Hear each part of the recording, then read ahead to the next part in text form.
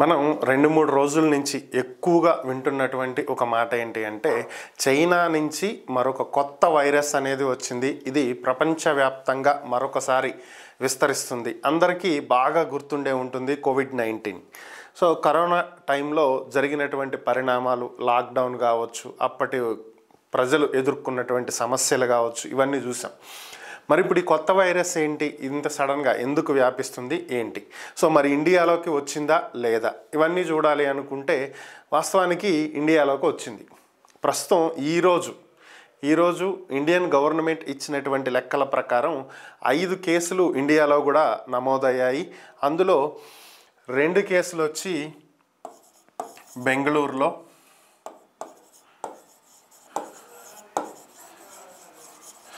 ఒక కేసు వచ్చి తమిళనాడు,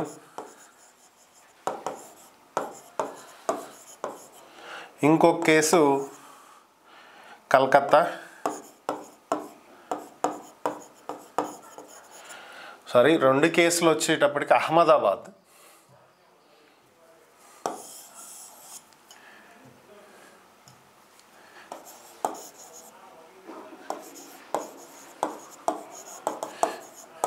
రెండు కేసులు అహ్మదాబాద్లో, ఒక కేసు తమిళనాడులో, ఒక కేసు కోల్కతాలో, ఇంకొక కేసు బెంగళూరులో. సో మొత్తం 5 కేసులు నమోదైనట్లుగా ఇండియన్ గవర్నమెంట్ ప్రకటించడం జరిగింది. ఈ వైరస్ని హెచ్ఎంపివి అని చెప్పి చెప్పుకుంటున్నాం. హెచ్ఎంపివి అంటే human meta pneumo virus. So ఇది కోవిడ్-19 లాంటిదే, సేమ్ ఏదైతే కరోనా వైరస్ వచ్చిందో దాదాపు అలాంటిదే, అలాంటి లక్షణాలే ఉంటాయి. ఇదేమి కొత్త వైరస్ కాదు. కరోనా అంటే మనకి 2019 ఎండింగ్లో చైనాలో స్టార్ట్ అయ్యి 2020లో ఇండియాలోకి ఎంటర్ అయ్యి 2021 బాగా విపరీతంగా జనాలను ఇబ్బంది పెట్టింది. కానీ ఈ హెచ్ఎంపివి అనేది ఇప్పుడేదో 2024లోనో 2025లోనో కొత్తగా వచ్చినటువంటి వైరస్ కాదు. ఇది 2001లోనే వచ్చినటువంటి వైరస్. 2001లో నెదర్లాండ్స్లో మొట్టమొదటిసారిగా ఈ వైరస్ని కనుగొనడం జరిగింది. ఇది ఇప్పుడు వ్యాప్తి చెందుతూ ఉన్నటువంటి పరిస్థితి. దీనికి సంబంధించిన పూర్తి వివరాలు మనం ఒకసారి పరిశీలిస్తే ఎలాంటి లక్షణాలు ఉంటాయి, ఏంటి, మనం ఎలాంటి జాగ్రత్తలు తీసుకోవాలనేది ఒకసారి చూద్దాము. దీన్ని కనుక మనం ఒకసారి పరిశీలించినట్లయితే ఇక్కడ ఇది human meta pneumo virus HMPV. So ఇది ఎలా వస్తుంది, దీని చరిత్ర ఏంటి, దీని కథ ఏంటి అనేది చూద్దాం. ఇది వచ్చేటప్పటికి respiratory virus. HMPV is a respiratory virus, అంటే ఊపిరితిత్తులకు సంబంధించినటువంటి వైరస్, సేమ్ యాజ్ కరోనా. ఇది రెస్పిరేటరీ అంటే శ్వాస తీసుకునేటువంటి విధానంలో మార్పులను తీసుకొచ్చేటువంటి వైరస్. దీన్ని 2001లో నెదర్లాండ్స్లో మొట్టమొదటిసారిగా కనుగొనడం జరిగింది. It's belongs to Pneumoviridae family. ఏదైతే ఈ రెస్పిరేటరీకి సంబంధించినటువంటి వైరస్లు కొన్ని ఉంటాయో వాటి ఫ్యామిలీకి చెందినటువంటి వైరస్సే ఇది. అంటే కరోనా వైరస్ కావచ్చు, రైనో వైరస్ కావచ్చు, లేదంటే ఇన్ఫ్లుయెంజా, ఇలాంటివి కొన్ని ఉన్నాయి కదా, వాటికి రిలేటెడ్ అనమాట. 2 genetic లైనేజెస్ A1, A2, B1 and B2. So ఈ ఫ్యామిలీలో ఇవి ఉన్నటువంటి ఈ వైరస్ రిలేటెడ్ అనమాట. It causes upper and lower respiratory diseases in people of all ages. వీళ్ళకి వచ్చిద్ది, వీళ్ళకి రాదు అనేటువంటి భేదం ఏమీ లేకుండా, తేడా ఏం లేకుండా, చిన్నపిల్లల దగ్గర నుంచి ముసలి వాళ్ళ వరకు అన్ని ఏజ్ గ్రూప్ వాళ్ళకి కూడా ఈ వైరస్ అనేది వచ్చే అవకాశం అనేది చాలా స్పష్టంగా ఉంది. అలానే higher risk to young children, older adults and people with week immunity. చిన్నపిల్లలకి, అలాగే 60 years అబోవ్ సీనియర్ సిటిజన్స్కి, అలానే ఇమ్యూనిటీ తక్కువగా ఉన్నటువంటి వాళ్ళకి ఇది చాలా రిస్క్ని కలగజేస్తుంది, చాలా ప్రమాదమైంది. సో మరి దీనికి ఉండేటువంటి సిమ్టమ్స్ ఏంటి, దీన్ని ఎలా గుర్తించాలి, మనం దీన్ని ఎలా గుర్తించాలి అంటే సేమ్ కరోనా వైరస్కి లాగానే దీనికి కూడా ఏంటంటే మనం ఈజీగా గుర్తించడానికి ఉండేటువంటి అవకాశాలు. దగ్గు వస్తుంది, మోస్ట్ కామన్ సిమ్టమ్స్, అందరిలో ఎక్కువగా కనిపించేవి. దగ్గు, జ్వరం, లైట్గా జ్వరం రావటం, నాజల్ కంజెన్షన్ అంటే ముక్కులో శ్వాస తీసుకోవడానికి ఇబ్బంది కలుగుతూ కంజెస్టెడ్గా ఏదో అడ్డుపడినట్టుగా ఒక ఫీలింగ్ అనమాట. అలాగే షార్ట్నెస్ ఆఫ్ బ్రెత్, ఊపిరి తీసుకోవటంలో ఇబ్బంది కలగటం. అలానే సివియర్గా ఉంటే బ్రాంకైటిస్ మనకి ఈ గుండె ఊపిరితిత్తుల మధ్యలో మనం ఊపిరి తీసుకునేటప్పుడు ఒక రకమైన సౌండ్ వస్తుంది, దగ్గినప్పుడు మనకి కళ్ళి వస్తూ ఉంటుంది. సో అలాంటి బ్రాంకైటిస్, నిమోనియా, సో ఇలాంటివన్నీ జనరల్గా ఉండేటువంటి లక్షణాలు. ఇంకా ఎక్కువగా రన్నీ నోస్ అంటే ఎప్పుడు ముక్కు కారుతూ ఉండటం, దగ్గు రావటం, ఊపిరి తీసుకోవటంలో ఇబ్బంది కలగటం, గొంతులో ఒక రకమైన ఫీలింగ్ అడ్డుపడినట్టు ఇన్ఫెక్షన్ లాగా, సోర్ థ్రోట్ ఉండటం, అలాగే ఫీవర్ రావటం, ఒంటి మీద దద్దుర్లు ఇలాంటివి రావటం, కొంతమందిలో ర్యాషెస్ కూడా వచ్చే అవకాశం అయితే ఉంది. అలాగే ట్రాన్స్మిషన్, ఇది ఎలా వ్యాప్తి చెందుతుంది? ఇది ఎలా వ్యాప్తి చెందిద్ది అంటే సేమ్ యాజ్ కరోనా వైరస్, పెద్ద తేడా ఏముండదు. దగ్గినప్పుడు తుమ్మినప్పుడు వచ్చేటువంటి డ్రాప్లెట్స్ ఏవైతే మనం దగ్గినప్పుడు గొంతు నుంచి కొన్ని చుక్కలుగా ఏదైతే డ్రాప్లెట్స్ వస్తాయో అవి ఎవరి మీదైనా పడితే వాళ్ళకి ఈ వైరస్ వచ్చే అవకాశం ఉంది. అంటే మామూలు వ్యక్తి దగ్గితే వచ్చిద్దా అంటే కాదు, ఆల్రెడీ ఈ వైరస్తో బాధపడుతున్నటువంటి వ్యక్తి దగ్గినప్పుడు అతని దగ్గు ద్వారా గాలిలో కలిసి వ్యాప్తి చెందుద్ది. అలాగే తుమ్మినప్పుడు అతని తుంపర్లు, నీటి తుంపర్ల ద్వారా వ్యాప్తి చెందిద్ది. అలానే ఒకవేళ ఆ వ్యక్తి దగ్గినప్పుడు ఒక డోర్ హ్యాండిల్ మీద పడింది అనుకుందాం, మరొక వ్యక్తి ఆ డోర్ హ్యాండిల్ని తెలియక దాన్ని ఓపెన్ చేస్తే చేతికి అంటుద్ది. ఆ చేతితో కళ్ళు నలుపుకున్నా లేదంటే ముక్కు రుద్దుకున్నా, సో ఇలాంటి వాటికి వెంటనే అతనిలోకి వెళ్ళిపోద్ది. సో అతనికి మళ్ళీ వైరస్ అనేది వస్తుంది. సో అలా డ్రాప్లెట్స్ ద్వారా, closed persons contact such as touching or shake hands ఇచ్చుకోవటం ద్వారా, దాని ద్వారా కూడా వ్యాప్తి చెందుతుంది. Touching contaminated surfaces and then touching the mouth, nose and eyes. చెప్పాను కదా, ఆల్రెడీ ఎవరైనా ఆ వైరస్తో ఎఫెక్ట్ అయినటువంటి వ్యక్తులు దగ్గినా తుమ్మినా ఆ నీటి తుంపర్లు కానీ ఏవైనా సరే సర్ఫేస్ మీద ఎక్కడైనా పడితే, పెన్ మీదో, బైక్ మీదో, బైక్ హ్యాండిల్స్ మీదో, సీట్ మీదో, లేదంటే డోర్స్ మీదో, డోర్ హ్యాండిల్స్ మీదో, ఇలా వేటి మీద ఎనీ సర్ఫేస్, వాటిని ఆరోగ్యంగా ఉన్నటువంటి వ్యక్తి టచ్ చేసినా ఆ టచ్ చేసిన చేతులతో అతని ఫేస్ మీద ఎక్కడ పెట్టుకున్న కళ్ళు, ముక్కు, నోరు ఇలా ఎక్కడైనా సరే టచ్ చేసుకున్నాడంటే పొరపాటున వస్తుంది. మరి దీనికి లక్షణాలు కనిపించడానికి ఎన్ని రోజులు పట్టిద్ది? ఆ వైరస్ అనేది వ్యక్తిలోకి ఎంటర్ అయిన తర్వాత దానికి ఇంక్యుబేషన్ పీరియడ్ అనేది ఉంటుంది. అంటే అది శరీరంలో వృద్ధి చెంది మిగిలినటువంటి అవయవాలకు వ్యాపించి ఆ లక్షణాలు బయటపడటానికి 3 నుంచి 6 రోజులు పట్టిద్ది, 3 to 6 days పీరియడ్.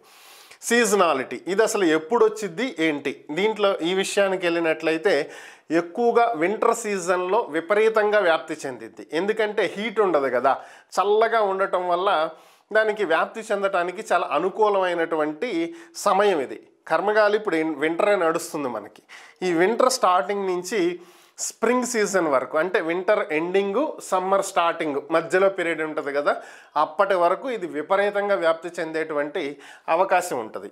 సో దీనికి సంబంధించే CDC surveillance data shows that HMPV is most active during last winter and spring.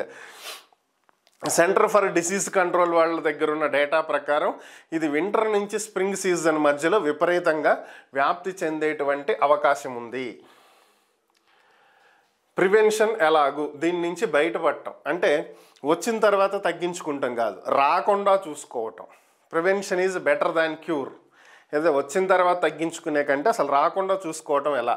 Same as COVID-19 corona virus వచ్చినప్పుడు ఎలా జాగ్రత్తలు పాటించామో సేమ్ అలానే తరచుగా చేతులు సబ్బుతో కడుక్కుంటూ ఉండటం, అట్లీస్ట్ 20 seconds, మినిమం 20 సెకండ్ల పాటు సబ్బుతో చేతులు శుభ్రంగా కడుక్కోవటం.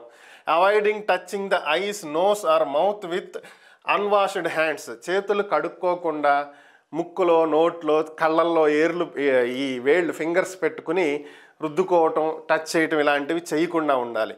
Avoiding close contact with people who are sick. ఎవరైతే ఆల్రెడీ దగ్గు, జలుబు ఇలా వీటితో బాధపడుతూ ఉన్నారో అలాంటి వాళ్ళకి సాధ్యమైనంత వరకు దూరంగా ఉండటం. Covering the mouth and nose when cough or sneeze. ఎవరికైతే దగ్గు, కొద్దిగా జలుబు, ముక్కు కారుతూ ఉన్నటువంటి ఫీలింగ్ ఉంటుందో అలాంటి వాళ్ళు కవర్ చేసుకోవటం, ముక్కు, నోరు మాస్క్ పెట్టుకుంటామో లేకపోతే నాప్కిన్ ఇలాంటివి యూస్ చేయటం. Cleaning frequently touched surfaces. ఏవైతే మనం రెగ్యులర్గా డోర్ హ్యాండిల్స్ కానీ లేదంటే ఇలాంటి ఎక్కువగా టచ్ చేసే వాటిని వీలైనంత వరకు క్లీన్ చేయటం. అంటే ప్రతిదాన్ని ఇప్పుడు ల్యాప్టాప్ పట్టుకుంటుంటాం, ఫోన్ పట్టుకుంటుంటాం ఫ్రీక్వెంట్గా, క్లీన్ చేయమన్నారు కదా అని చెప్పి నీళ్లు పోసి కడగమని కాదు, శానిటైజరు ఇలాంటివి లైట్గా స్ప్రే చేసి తుడుచుకోవటం వల్ల ఏంటంటే వైరస్ నుంచి కొంతవరకు రక్షణ పొందొచ్చు.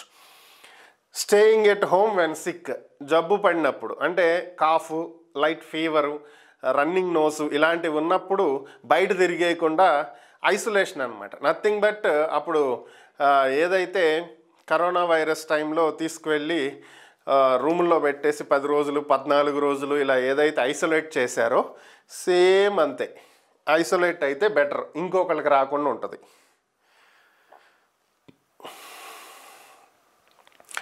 డయాగ్నోసిస్, దీన్ని ఎలా గుర్తిస్తారు? Nucleic acid amplification test, nothing but RTPCR. ఏదైతే కరోనా వైరస్ని గుర్తించడానికి అప్పట్లో ఆర్టీపీసీఆర్ టెస్టులు చేశారో అదే మెథడ్ని ఇక్కడ కూడా ఫాలో అవుతారు. Antigen detection tests are available but less reliable.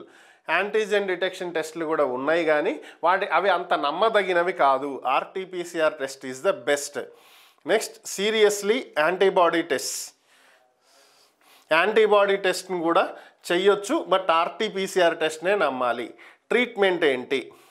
Treatment focus on elevating symptoms. ఏవైతే సిమ్టమ్స్ ఉంటాయో వాటి మీద ఫోకస్ చేయాలి. Staying hydrate, resting, drugs for pain and respiratory symptoms, oxygen support in severe cases. ఏదైతే గతంలో కరోనా వైరస్ వచ్చినప్పుడు ట్రీట్మెంట్లు ఇచ్చారో జలుబు తగ్గటానికి, దగ్గు తగ్గటానికి, అలానే జ్వరం తగ్గటానికి డోలో 650 విపరీతంగా అమ్ముడైంది కదా ఆ టైంలో. అలాగే హెచ్సిక్యూ, హైడ్రోక్లోరిక్ క్వీన్ అని చెప్పి అప్పట్లో విపరీతంగా అమ్మారు అవి. సో ఇలాంటి ట్యాబ్లెట్స్ వేసుకోవటం, మరీ రెస్పిరేటరీ ప్రాబ్లం, మరి హెవీగా ఉండి ఊపిరి తీసుకోలేని పరిస్థితి వస్తే ఆక్సిజన్ పెట్టుకోవటం. అప్పట్లో ఆక్సిజన్ కాన్సన్ట్రేటర్లు, అలానే హాస్పిటల్స్లో వెంటిలేటర్స్ ఇవి విపరీతంగా వాడినటువంటి పరిస్థితి, వెంటిలేషన్ మీద ఉంచడం. సో దాదాపు మరీ రిస్కీగా ఉంటే అలాంటి పరిస్థితులకి వెళ్ళటం. No specific antiviral treatment or vaccine for HMPV. ఇప్పటి వరకు దీనికి పర్టికులర్గా ఈ మెథడ్ ఫాలో అయితే తగ్గుతుంది అని కానీ, ఈ మెథడ్లో ట్రీట్మెంట్ ఇవ్వాలి అని కానీ, లేదా వ్యాక్సినేషన్ కానీ లేనే లేదు. కరోనా వైరస్ కన్నా ఒక 1 year 2 yearsలో వ్యాక్సిన్స్ తీసుకొచ్చి first dose, second dose, booster dose అని చెప్పి వేశారు కానీ దీనికి అసలు ఆ సమస్య కూడా లేదు, అసలు వేసే పనే లేదు, వ్యాక్సిన్ కూడా అందుబాటులో లేదు. Infection control measures in clinical settings. Isolation practices, droplet isolation for all adults with respiratory infections, contact and droplet isolation for infants and young children with respiratory infections. దాదాపుగా సింపుల్గా చెప్పాలంటే మాస్కులు పెట్టుకు తిరగండి అని చెప్పి ఇండైరెక్ట్గా చెబుతున్నారు. అలాగే discharge patients, control RTPCR on nasopharyngeal swabs is routinely not recommended. ప్రతిసారి ఆర్టీపీసీఆరే నమ్ముకుంటానికి లేదు. సో ఇది ఫుల్ పిక్చర్. ఇప్పుడు దాకా నేను చెప్పిందంతా మొత్తం దీంట్లో చూపించినటువంటి పరిస్థితి. ఖచ్చితంగా మనం ఎక్కడంటే అక్కడ టచ్ చేయకుండా మినిమం 6 feet సోషల్ డిస్టెన్స్, మళ్ళీ ఇప్పుడు గుర్తొచ్చి ఉంటుంది అందరికీ, సోషల్ డిస్టెన్స్ పాటిస్తూ కనీసం 3 నుంచి 6 అడుగుల దూరం ఉంటూ, ఓకే, పద్ధతిగా నడుస్తూ, ఈ దగ్గు అలాగే తుమ్ములు ఇలాంటివి ఉన్నప్పుడు ఇంట్లోనే ఉంటూ, మాస్క్ పెట్టుకునే బయటకు వస్తూ, ఇలాంటివన్నీ చేస్తే ఈ వైరస్ రాదు. ఒకవేళ కర్మగాలి వచ్చింది అంటే జ్వరము, దగ్గు రావటం, ముక్కు కారటం, ఊపిరి తీసుకోవడంలో ఇబ్బందులు కలగటం, ఇలాంటి లక్షణాలు ఏమన్నా ఉంటే డాక్టర్ని సంప్రదిస్తే దాదాపుగా 2 నుంచి 5 రోజుల ట్రీట్మెంట్లో తగ్గే అవకాశం ఉంటుంది. బాడీ డీహైడ్రేట్ అవ్వకుండా హైడ్రేషన్ డ్రింక్స్ ఇస్తారు. అలాగే పెయిన్స్ ఎక్కువగా ఉంటే పెయిన్ కిల్లర్స్ ఇస్తారు, ఫీవర్కి సంబంధించినవి ఇస్తారు. సో అవి రాకుండా ఉండాలంటే మాస్క్ పెట్టుకుని ఎక్కడంటే అక్కడ టచ్ చేయకుండా పద్ధతిగా నడుచుకుంటే ఏ బాధ ఉండదు. సుమారుగా 100 Fahrenheit టెంపరేచర్ ఉంటే డాక్టర్ దగ్గరికి వెళ్ళాలి. మినిమం 10 days కంటే ఎక్కువ పట్టే అవకాశం కూడా ఉంటుంది. ఓకే, సో దీని పరిస్థితి ఏంటి అంటే ప్రస్తుతం ఇండియాలో పరిస్థితి ఏంటి అనేటువంటిది పరిశీలించినట్లయితే ఇండియన్ గవర్నమెంట్ ఎమర్జెన్సీ మీటింగ్ అయితే అరేంజ్ చేయడం జరిగింది. NCDC is planning VC tomorrow with all states to share updates and also review the gaps in ILI SARI surveillances. So Indian government NCDC national controller of diseases centre, so national centre for disease control, so వీళ్ళు అన్ని states తోటి emergency meeting arrange చేశారు. ప్రస్తుతం ఉన్న పరిస్థితులు ఏంటి, ఎలా ఎదుర్కోవాలి ఏంటి అనే దాని మీద డేటా షేర్ చేసుకోబోతున్నట్లుగా సమాచారం. ఇది అన్ని రకాల వైరస్లానే ఉంటుంది, కాకపోతే కొంచెం ఇబ్బంది పెట్టేటువంటి పరిస్థితి కరోనా వైరస్ లాగా. సో కాబట్టి మనం కాస్త జాగ్రత్తగా ఉండాలి. సో ఇక్కడ చాలా రాశారు, influenza, rhinovirus, respiratory syncytial virus, so ఇలా చాలా రాశారు. ఇందులో రైనో వైరస్ అంటే భయపడాల్సిన అవసరం లేదు, మనకు రెగ్యులర్గా చేసే జలుబే రైనో వైరస్ వల్ల వస్తుంది, అదే ముక్కు కారుతూ ఉండటం అనమాట. సో సహజంగా సీజనల్ చేంజ్ అప్పుడు వర్షంలో తడిచినప్పుడు జలుబు చేస్తుంది కదా, అదే. సో ఇలాంటి ఉన్నా కూడా ఇబ్బందులు వచ్చే అవకాశం ఉంటుంది అనేది ఇక్కడ ఉద్దేశం. కాబట్టి జాగ్రత్తగా ఉండండి. మరలా లాక్డౌన్ పరిస్థితుల్లోకి తీసుకువెళ్ళే పరిస్థితులు కాకుండా ఇండియా దీని నుంచి వీలైనంత త్వరగా జాగ్రత్తగా సేఫ్గా బయటపడాలని కోరుకుందాం.